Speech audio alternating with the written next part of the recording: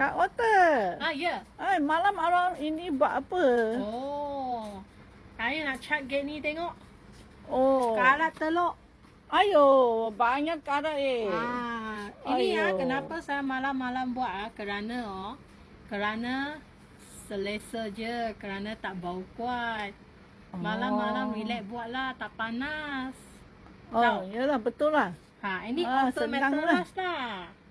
Aqua mattress and wood. Boleh cat atas metal dengan kayu. Primer and top. Tak perlu base coat, tak perlu top coat tau. Oh. So dia kurang bau. So saya buatlah malam-malam, tak ada masalah. Tengok cat ni. Saya cat sini tengok. Okay. Nampak? Okey, sini. Nampak? Tengok. Karat keluar kan? Sudah tutup kan? Nampak? Ya, sudah cantik. Sudah cantik kan? Sekarang saya guna span lah.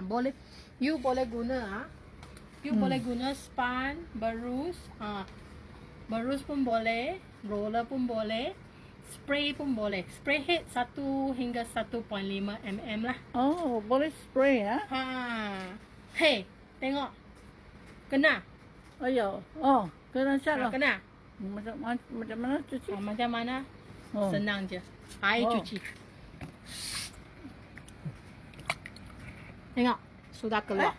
Tak perlu banyak busuk-busuk punya thinner tau. Ya, betul-betul. Kita saiz ada banyak.